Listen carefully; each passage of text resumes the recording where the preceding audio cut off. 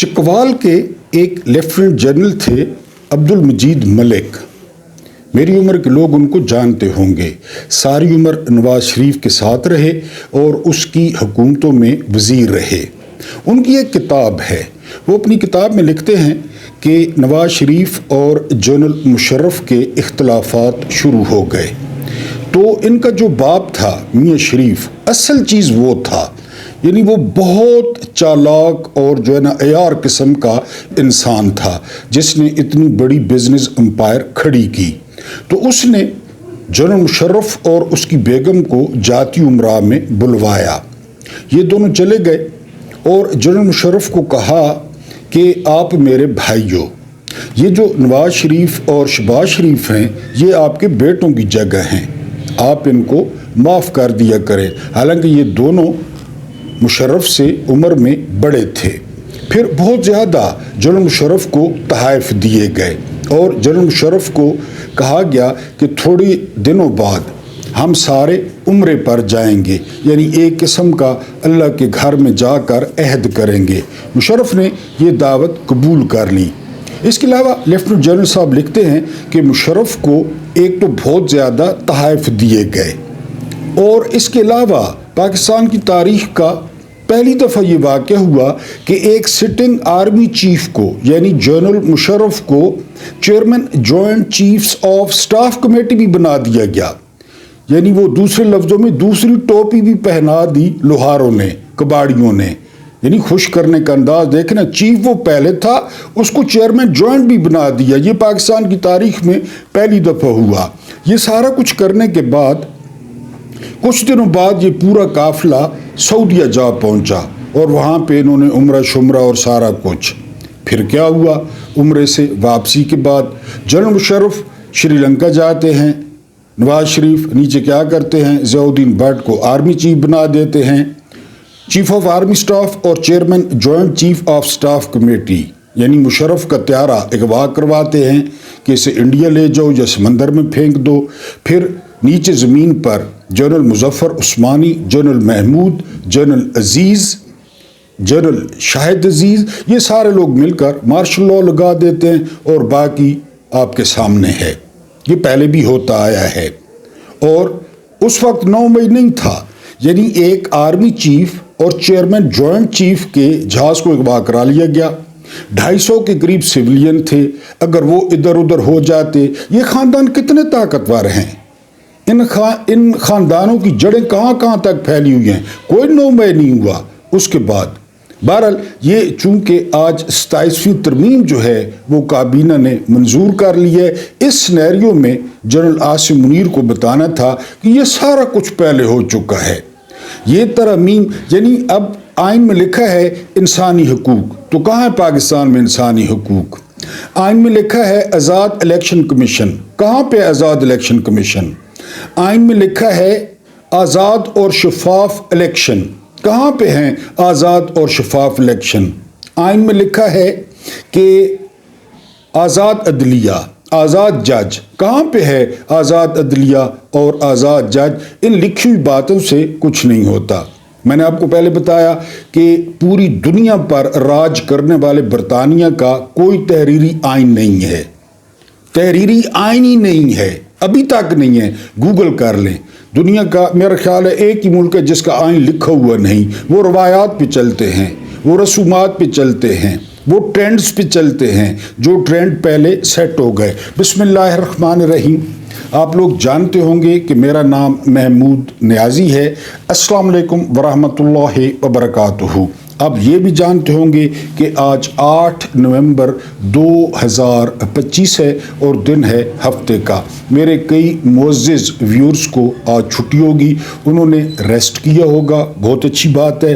कुछ ताज़ा तरीन खबरें आपके सामने रखनी हैं। पाकिस्तान के हालात तेज़ी से तब्दील हो रहे हैं और अवाम जो है वो तेज़ी से महकूम और ग़ुलाम बनाई जा रही है। मैंने आपको पहले बताया था कि 28 नवंबर तक पाकिस्तान में बहुत कुछ बदलेगा, بہت کچھ بدلے گا. یہاں پہ لکی ایرانی سرکس لگے گی, یہاں پہ جو جوبلی سرکس ہے وہ لگے گی, یہاں پہ موت کا کنواں ہوگا, یہاں پہ رسوں پہ موٹر سائیکل چلائے جائیں گے. وہ سارا کچھ ہو رہا ہے اور یہ سرکس 78 سال سے ہے. یہ سرکس لگایا ہے جرنیلوں نے. لوگ کہتے ہیں فوج نہیں, ہاں فوج ان کی طاقت ہے, فوج ان کے پیچھے کھڑی ہے, ان کی ڈسپلن کا تقاضا ہے کہ ان کو جو کچھ کہا جاتا ہے. میں نے آپ کو جنرل آصف نواز جنجوعہ کے بارے میں بتایا تھا, جو آرمی چیف تھے. وہ کہتے تھے کہ یہ میری چیچی ہے نا, میں اس طرح کرتا ہوں تو 7 لاکھ جو فوج ہے وہ میری چیچی کے ساتھ مڑتی ہے, میں چیچی ادھر کرتا ہوں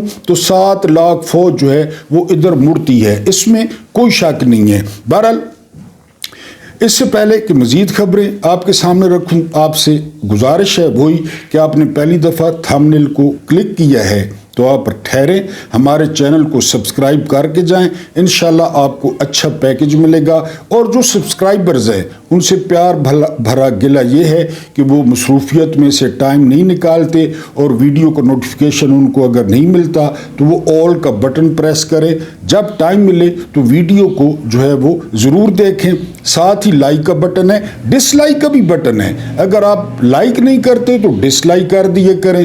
اس سے بھی جو ہے وہ چینل پہ اثر پڑتا ہے, دوسروں تک پیغام جو ہے وہ پہنچانے میں مدد کیا کریں. اور آخری درخواست یہ کہ کوشش کیا کریں ویڈیو کو پورا دیکھیں, تب جو ہے وہ ویڈیو آگے ریکمینڈ ہوتی ہے. سب سے پہلی خبر جو آپ کے ساتھ سانجھی کرنی ہے وہ یہ کہ استنبول میں ہمارے اور افغان حکومت کے جو مذاکرات ہو رہے تھے وہ ڈیڈ لاک کا شکار ہو گئے ہیں. انہیں ڈیڈ لاک کا شکار ہونا تھا.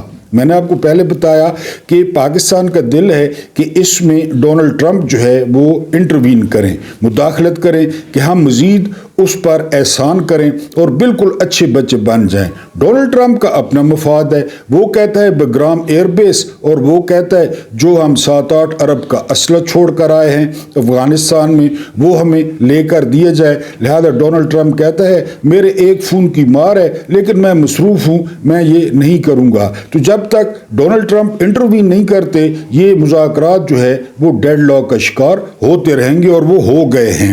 اس کے علاوہ جس کو ہم نے نوبل پرائز کے لیے نامزد کیا ڈونلڈ ٹرمپ کو, پاکستان نے سب سے پہلے تو انہوں نے انکشاف کیا ہے کہ ایران پر جو اسرائیل نے حملہ کیا تھا, آپ جانتے ہیں کافی دن یہ جنگ لگی رہی, تو میں خود انچارج تھا. اندازہ کریں, قرآن ہے آپ کو پتہ ہے یہود اور نصارہ کہ میں اس کا انچارج تھا, اسرائیلی حملے کا میں انچارج تھا, میں ایک ایک لمحہ اس کا دیکھ رہا تھا. تو ہم نے اس شخص کو جو ہے وہ میرا خیال ہے ایران پر حملے کے انچارج ہونے کی وجہ سے نوبل پرائز کے لیے نامزد کیا. ایک اور بات سنیں, جن لوگوں کے پاس گاڑیاں ہیں تو اب آپ نے خیال کرنا ہے گاڑیوں کا جو چلان ہے ذرا اندازہ کریں, وہ 2 سے 20 ہزار کرنے کی تجویز پنجاب میں ہے. 2 سے 20 ہزار. کہاں سے عوام کا جو ہے نا وہ جیب کترا جاتا ہے, کہاں پہ کٹ لگایا جاتا ہے. یعنی جو چالان ہے نا وہ وارننگ ہوتی ہے, وہ تنبیہ ہوتی ہے. یعنی قانون چاہتا ہے کہ آپ کا چالان نہ ہو. قانون چالان کی حوصلہ افزائی نہیں کرتا, قانون اس بات کی حوصلہ افزائی کرتا ہے کہ آپ جو ہے وہ قانون کی پابندی کریں. میں آپ کو ذاتی واقعہ سناتا ہوں. یعنی مجھے ایک بہت بیبا بندہ ٹکرا. میں اسلام آباد جا رہا تھا تو یعنی اشارہ یلو ہوا, یلو گاڑی کا ردھم تھا, تو جو ہے نا وہ میں پار کر گیا یلو پہ. آگے بڑا خوبصورت نوجوان افسر کھڑا تھا, اس نے مجھے اشارہ کیا کہ سائڈ پہ ہو جائیں. میں سائڈ پہ ہو گیا. آیا کہتا ہے آپ نے جو ہے نا وہ اشارہ توڑا ہے. میں نے کہا سر تو میری نظر کا مسئلہ ہے, سیدھی بات ہے, میں نے کبھی ایسا کیا نہیں ہے, فرسٹ ٹائم ہے, اگر آپ مہربانی کریں یعنی وہ معاف کر دیں تو ٹھیک ہے, ورنہ جو آپ کا سلسلہ ہے تو کریں. اس نے کہا ٹھیک ہے, آپ نے فرسٹ ٹائم کیا, یہ پکی بات ہے. میں نے کہا جی فرسٹ ٹائم ہوا ہے. انہوں نے کہا بس آئندہ خیال کرنا ہے, جائیں جی. کیونکہ قانون حوصلہ افزائی کرتا ہے مہذب جو لوگ ہوتے ہیں کہ آپ قانون کی پیروی کریں. وہ یہ پیسے اکٹھے نہیں کرتا کہ جی آپ زیادہ سے زیادہ چلان کریں, کٹوائیں اور 20 ہزار چلان بھریں. بہرحال یہ جیب کترنے کا نیا جو ہے نا وہ समीना पाशा ने बड़ी खूबसूरत बात की है, बड़ी ज़बरदस्त, आप जानते हैं साफ़ी हैं। वो कहती हैं कि ज़हनी मरीज़ होने की अलामत ये है कि बंदा लाखों के कपड़े पहने, लाखों का पर्स उठाए और करोड़ों की घड़ी बांधे। इसमें तो कोई शक नहीं है, इसमें कोई शक नहीं है कि ये वाकई एहसास कमतरी है, इन्फॉर्टी कॉम्प्लेक्स है कि जब आप लोगों के सामने कपड़ों की नुमाइश करें, आप घड़ियों की नुमाइश करें, आप महंगे हैंड बैग्स की नुमाइश करें, इसका मतलब है कि आपके अंदर जो है वो कुछ नहीं है, बस ये चीज़ें हैं जो आप लोगों में नुमायां जो है वो करते हैं। उसके बाद नौशी गिलानी बहुत खूबसूरत शायर हैं। अगर आपने नौशी गिलानी को नहीं पढ़ा तो मेरी दरख्वास्त है कि नौशी गिलानी को आप लाजमी पढ़ें, आप बड़ा लुत्फ़ उठाएंगे। वो कहती हैं कि अगर जो है ना वो फील्ड मार्शल का जो ओहदा है तो वो तरमीम करके मौत के बाद भी रखा जाए, ताकि फरिश्ते जब पूछना है तो उन्हें बताया जाए कि मैं फील्ड मार्शल हूँ। दूसरा, एक और मुझे मेरे जो है ना वो बहुत मोहतरम इलियास भाई हैं लाला मूसा से, उन्होंने मुझे फ़ोन किया था और दमिश्क के कैदी की फरमाइश की थी कि किताब नहीं मिल रही। तो मैं अपने तमाम व्यूअर्स को बता दूं एज ए महमूद न्यादी और चौड़ा होकर बताऊं कि आज मैंने और मेरी घरवाली ने पहले एक थैला सिया, उसमें किताब रखी, फिर उसको सिया, फिर मैं डाकखाने गया, वहाँ से रजिस्ट्री करवाई। इसके अलावा मैंने इलियास भाई जो है ना वो तकरीबन 280 रुपए दिए रजिस्ट्री के, और किताब मैंने भेज दी है। 1-2 दिन में इंशाअल्लाह ताला दमिश्क के कैदी आपके घर पहुंच जाएगी। आपने फ़ोन किया, मैंने आपका मान रखा, आप लोग तोहफ़ा नहीं भेजते, मैंने बहरहाल इलियास भाई को तोहफ़ा भेज दिया है, दमिश्क के कैदी। उसके बाद जो अगली खबर है वो अब खुलेआम आमरीत के कसीदे शुरू कर दिए हैं टाउटों ने। ये टाउट है नजम सेठी, ये कभी चेयरमैन पीसीबी होता है और अब मेरा ख्याल है फिर लग जाएगा, क्योंकि ये कहता है कि चीन में आमरीत है और चीन कितनी तरक्की कर गया है। ये इतने ज़हनी करप्ट हैं, खाली अमरीत है चीन में, और क्या क्या है ये भी बताएं।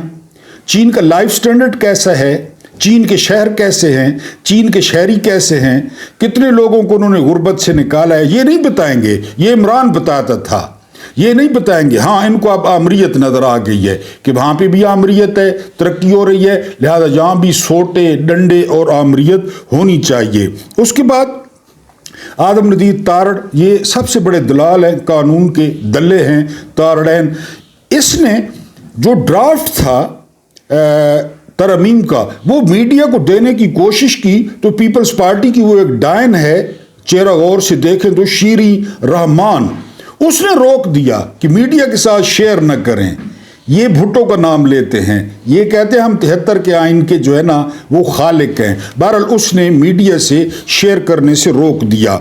उसके बाद जो अगली खबर है वो खबर ये है कि शाहिद खटक, मैंने आपको सुबह वाले वीलॉग में बताया था कि 3 रहनुमाओं को जो है वो अलर्ट जारी हुआ है कि जी उनकी जान को ख़तरा है। उनमें एक वज़ीर आला जो है वो सुहेल आफरीदी हैं, दूसरे ये शाहिद खटक हैं और तीसरे जुनैद अकबर खान हैं। शाहिद खटक ने कहा है कि अगर वज़ीर आला सुहेल खान आफरीदी को गिरफ्तार किया गया तो KPK में वो कुछ होगा जिसका तसव्वुर भी किसी ने नहीं किया। हमारी दरख्वास्त यही है शाहिद खटक से कि बिल्कुल आप वही कुछ करें जो आप कह रहे हैं, क्योंकि जिसके नाम पे आप लोगों ने वोट लिए वो जेल में है, 800 से ज़्यादा दिन हो गए हैं और आप लोग बाहर फिर रहे हैं। अभी 27वीं तरमीम आ गई है, किसी ने, महमूद खान अकज़ई ने, इलामा नासिर अब्बास ने और किसी ने भी कुछ नहीं किया सवाए ज़ुबानी जमा खार के। मेरा ख्याल है कि अब वो जो तहरीक तहफ़्फ़ुज़ आइन है उसको अलहदा किया जाए और PTI अपनी स्ट्रेटजी बनाए।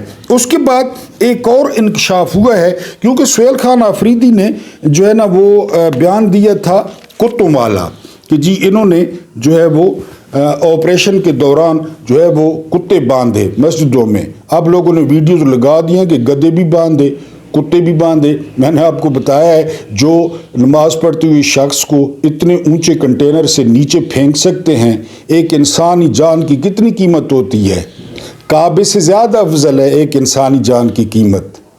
उसको नीचे फेंक दिया तो फिर कुत्ते बांधना क्या मानी रखता है।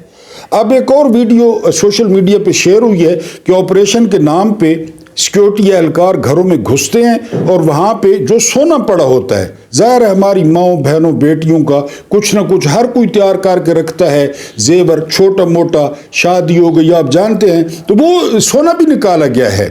और वहाँ पे जो है ना लोग चोर चोर के नारे लगा रहे हैं, चोर चोर के नारे, ये भी वीडियो आ गई है। अब अंदाजा करें, यानी फिर है ना मकबूजा पाकिस्तान कि जी वो जो है ना लूट मार हो रही है ऑपरेशन के नाम पे। क्योंकि ये जो अब सुहेल आफरीदी ने दो बातें की उस दिन।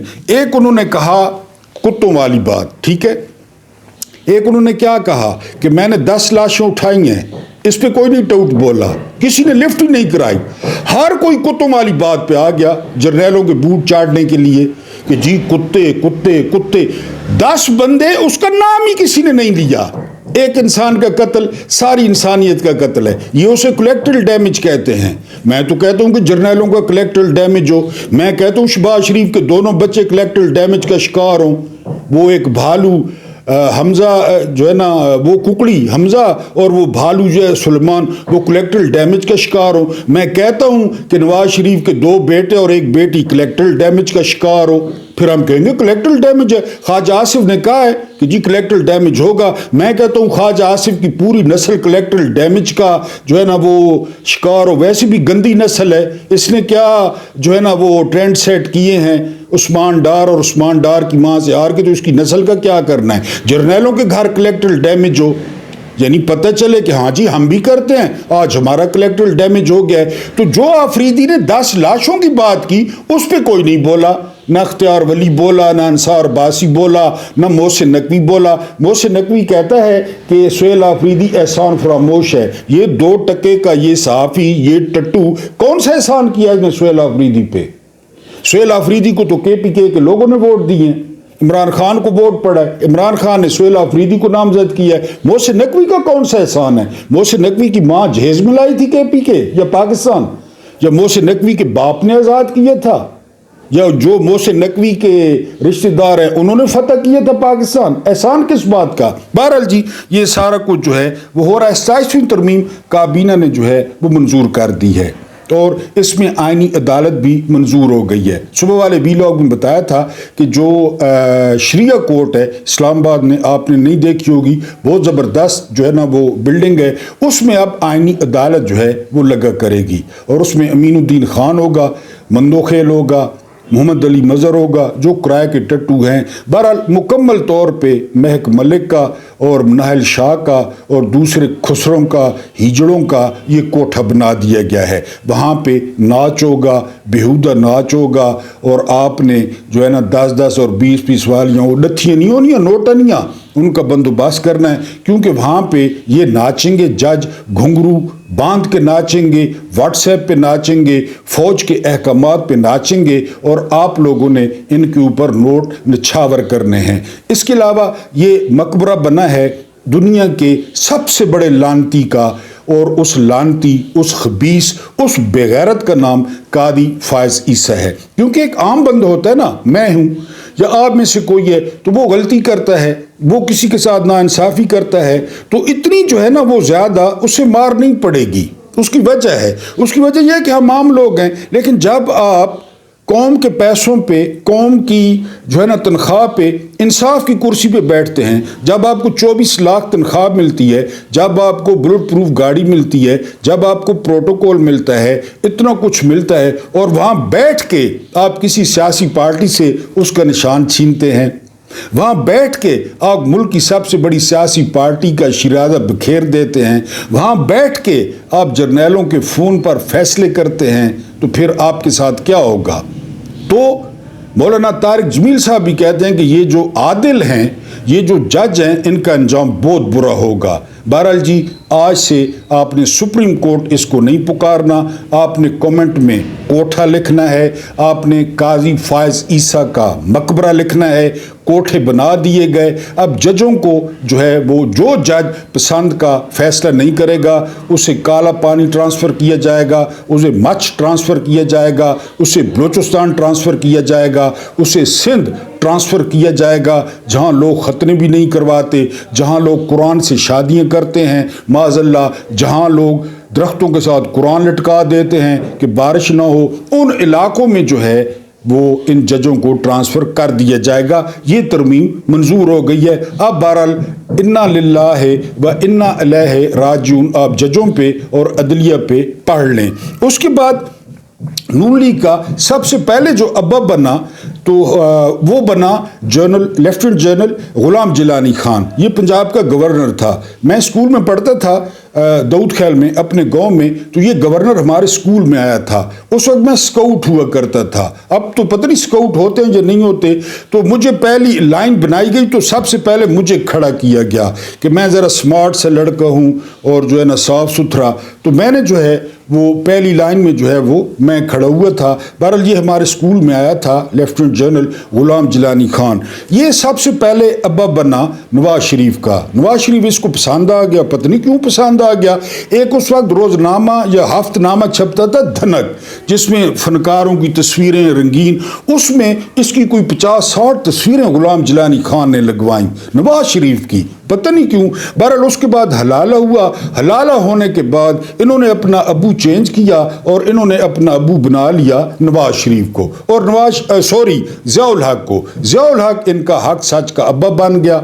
اس نے ان کو اتفاق فاؤنڈری بھی واپس کر دی جو بھٹو نے نیشنلائز کی تھی، ان کو اربوں روپے بھی دیے کہ اپنا کاروبار کھڑا کرو، اور اس کے دور میں ان کا کاروبار جس طرح ترقی کی اس کاروبار نے، بہرحال ان کا جو ابا تھا وہ بن گیا جنرل ضیاء، یعنی جنرل ضیاء ان کا روحانی باپ بن گیا۔ اور جب ضیاء جہنم واصل ہوا تو اس نے اس کی قبر پر کھڑے ہو کر کہا کہ میں اپنے ابو جی کا جو ہے نا وہ مشن جاری رکھوں گا۔ بہرحال کچھ عرصہ گزرا، پھر حلالہ ہو گیا تو وہ جو ہے نا عامر بن گیا، ضیاء عامر بن گیا۔ یہ ضیاء کو عامر کہنے لگے۔ دوسری طرف آئیں تو پیپلز پارٹی کا جو حق سچ کا ڈیڈی تھا وہ پہلے بنا سکندر مرزا۔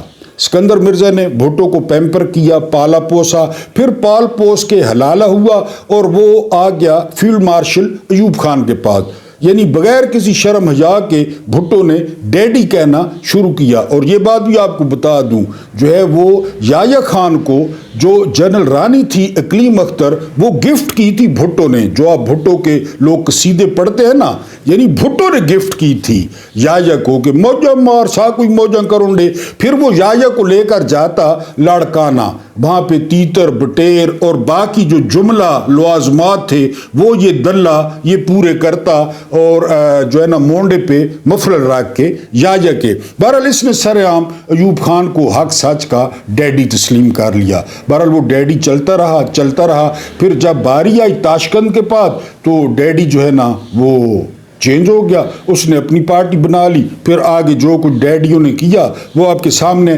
اب بہرحال جو ہے آخر کار وہ جو ہے نا ان کو کھم میلے میں جو ان کا ابو بچھڑ گیا تھا ان دونوں کو مل گئے۔ ہم ان دونوں کو مبارکباد دیتے ہیں۔ آج جو شاعر ہیں احمد فرحات، انہوں نے ٹویٹ کیا ہوا ہے کہ جی نون لیگ کو اور پیپلز پارٹی کو نواں نکور اور مستقل ابا جو ہے وہ مبارک ہو، اور وہ ہیں جنرل عاصم منیر۔ کب تک ہیں اس کا نہیں پتا، لیکن ان دونوں کی ولدیت کے سامنے نواز شریف کی، شہباز شریف کی، اس کے علاوہ زرداری کی ولدیت وہ چینج ہو رہی ہے، اور ان کا نواں نکور پن پیک جو ابا آیا ہے مارکیٹ میں ہے وہ ہے جنرل عاصم منیر، یعنی آپ جو ہے نا وہ لیفٹیننٹ جنرل غلام جیلانی، پھر اس کے بعد جنرل ضیاء، اس سے پہلے فیلڈ مارشل جو ہے نا ایوب خان، اور اب جو ہے وہ field marshal general Asim Munir جو ہے وہ ان کے نئے نکور پن پیک جو ہے نا وہ ابے قرار پائے ہیں، اور تا حیات یہ مالشیے اور پالشیے قرار پائے ہیں۔ دو زبردست کردار تھے، ایک تھا فرعون، تاریخ میں آپ جانتے ہیں رامسیس جس کا مقابلہ موسیٰ سے ہوا تھا، وہ غلامی کی وجہ سے بڑا مشہور تھا، یعنی اس کے اتنے غلام تھے کہ آپ جو ہے نا سوچ نہیں سکتے۔ ہم جتنے 25 کروڑ ہیں نا شاید اس سے بھی زیادہ اس کے غلام تھے، اور ہماری طرح تھے، لیکن فرق یہ تھا کہ وہ بیچارے ان پڑھ تھے، اس کو الف بے نہیں آتی۔ اب یہ جو 25 کروڑ ہیں اس میں کوئی بی ایس ہے، کوئی ایم ایس ہے، کوئی ایم ایس سی ہے، کوئی پی ایچ ڈی ہے، کوئی گریجویٹ ہے، کوئی فلاں ہے، لیکن غلام ہیں، ہم غلام ہیں۔